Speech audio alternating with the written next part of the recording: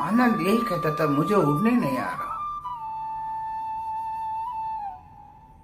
बुद्ध हमेशा कहते कि आनंद, तू जब तक मेरा सहारा ले रहा हो तब तक तू उड़ नहीं पाएगा। तुझे मुझे छोड़ना होगा। आनंद ने कहा, भगवान, मुझे बुद्धत्व नहीं भी मिला, मुझे आत्मज्ञान नहीं भी मिला तो भी चलेगा, मगर मैं आपको छोड़कर नहीं जा सकता। आप मिल गए मुझे तो मुझे तो सब मिल गया। मुझे क्या करना आत्मज्ञान? मन में विचार आते कि सब मेरे बाद में आए हुए शिष्य ये बुद्धत्व को प्राप्त होके ये इस आश्रम से चले जाते और नहीं आते, फिर चले जाते। अब मैं आप ही के पास हूं तो कभी कभी मन में सोच आता ही है, मगर मुझे कोई आवश्यकता नहीं है, बुद्धत्व की आवश्यकता नहीं, मुझे स्वयं बुद्ध मिल गया।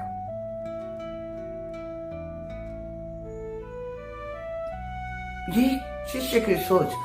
जब बुद्ध का महानिर्वाण हुआ, बुद्ध का देह जब गिर गया,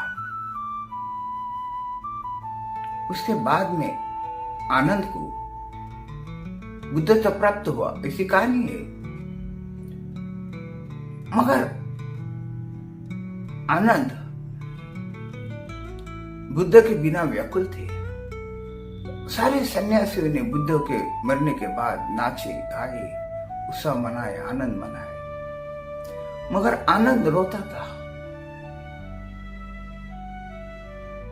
क्योंकि आनंद बुद्ध के प्रेम में थे। आनंद बुद्ध के प्रेम से भरे हुए थे। जब आनंद को बुद्धत्व प्राप्त हुआ, कई शिष्य ऐसे थे बुद्ध के पास जो बुद्धत्व को प्राप्त हुए मगर बुद्ध को छोड़ने तैयार नहीं थे। पर बुद्ध के आश्रम में सब काम करना पड़ता था, वो काम करने तैयार थे, मगर वो कुर्सी पर बैठने तैयार नहीं थे।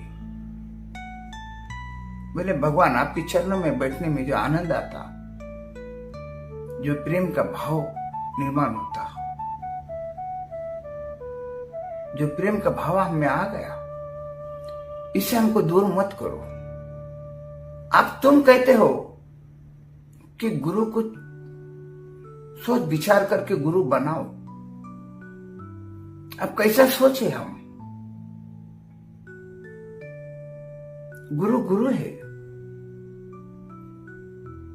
मैंने कई साधु संतों के, औलियों के गुरु को मैंने जब पढ़ा तो कई लोगों के गुरु वे मस्तान हुआ करते थे, पागल। उन्होंने पागल जमाने के लिए पागल थे, और उस पागल को उन्होंने गुरु बनाया। उस पागल को, जिनके जबान नहीं थे, गूंगे थे, बिल्कुल गूंगे, और गूंगे को गुरु बना के क्या मिला? वो कहते थे हम इस गुरु के सानिध्य में आके मौन हो गए। जब हम मौन सिखाने की हमको जरूरत नहीं है, हम अपने गुरु को देख के मौन हो गए। न हमारा गुरु बोल पाता, ना ही हमको बोलने की जरूरत है।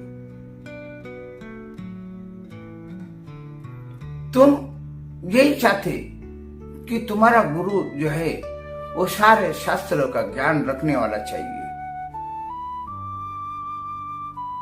अब उस धर्म के संवाद में कहा गया कि शिष्य गुरुमुखी होना चाहिए, मनमुखी नहीं। जो गुरुमुखी है उसी का आदर किया जाता, उसी का पैर छुआ जाता। जो मनमुखी है उसका आदर नहीं किया जाता, उसके पास ज्ञान नहीं है क्योंकि उसको गुरु नहीं है। अवश्य कई तपस्वी है कि सारे जीवन उनका जन्म जन्म से उन्होंने तपस्या की। अब मोहम्मद साहब के कोई गुरु था ही नहीं, मगर मोहम्मद साहब को जो ज्ञान उपलब्ध हुआ, एक अद्भुत ज्ञान उपलब्ध हुआ। कोई गुरु नहीं था, कोई आश्रम नहीं गए, कोई खानका नहीं गए, ना ही वो काबा गए, ना वो बुत खाना गए, मगर उनको परमात्मा प्राप्त हुआ। उन्होंने परमात्मा को जाने बिना गुरु के।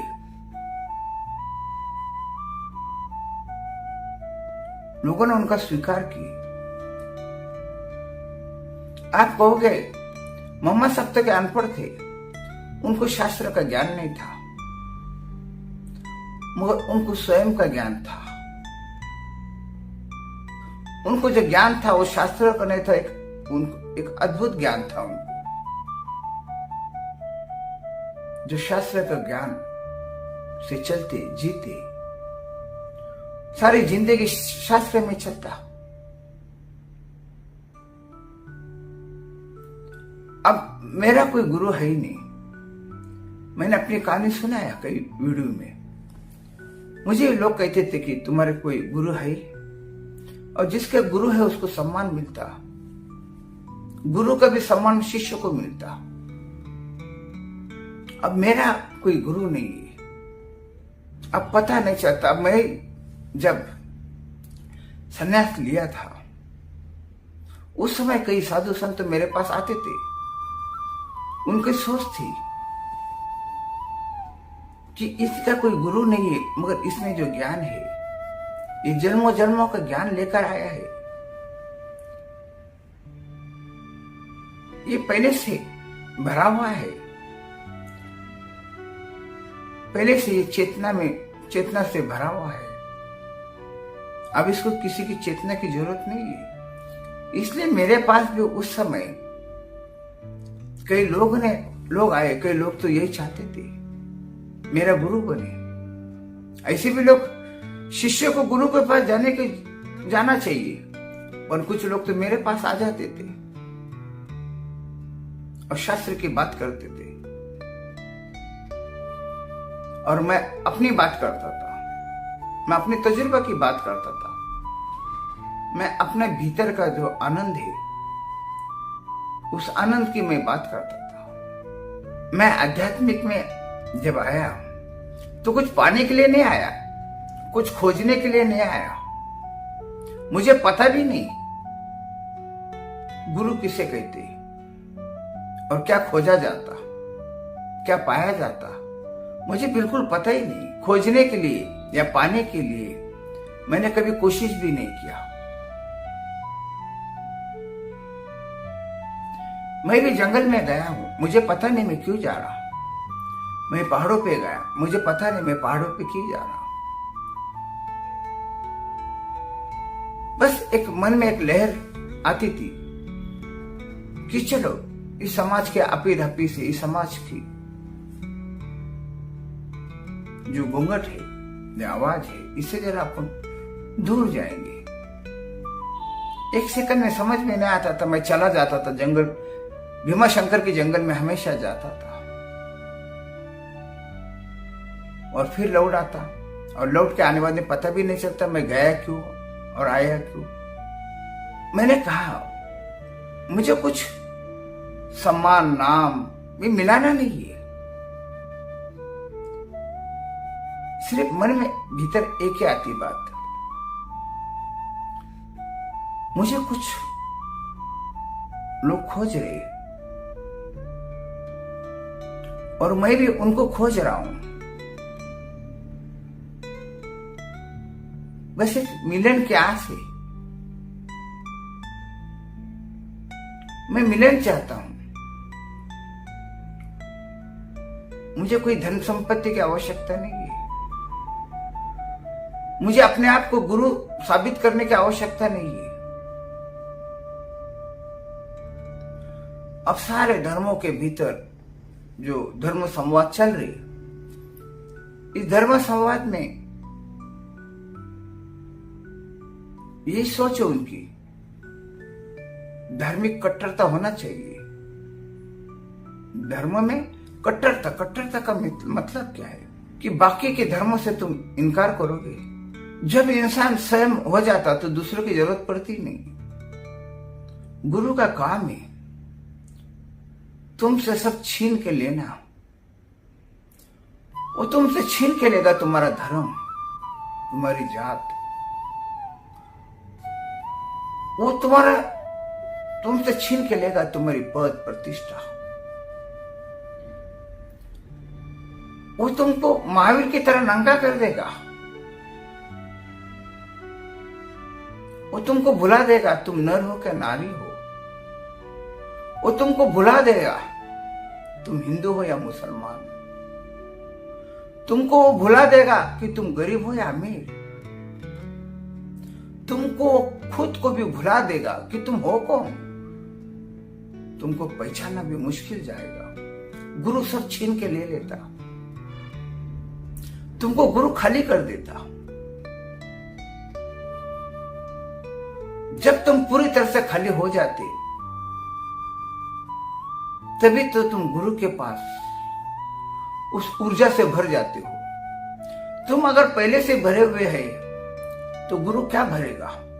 जो इंसान धर्मों से भरा है, धर्मों के विचार से भरा हुआ है, अहंकार से भरा हुआ है, ऐसे भरे हुए इंसान को गुरु नहीं भरेगा।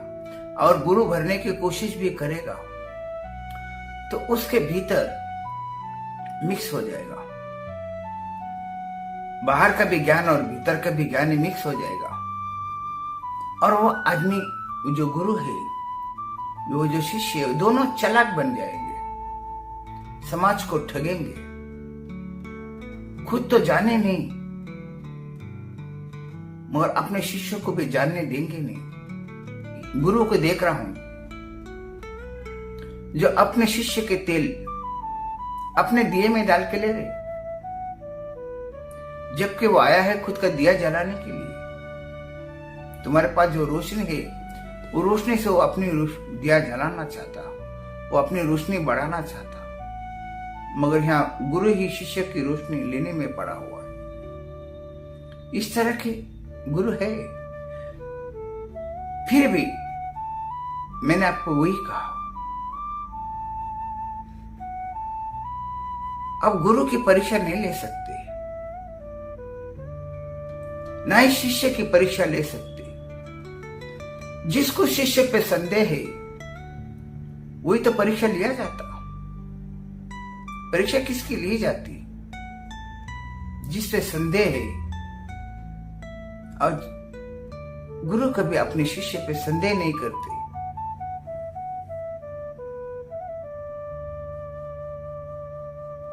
और शिष्य अपने गुरु पे कभी संदेह नहीं करते। वो शिष्य यही कहेगा,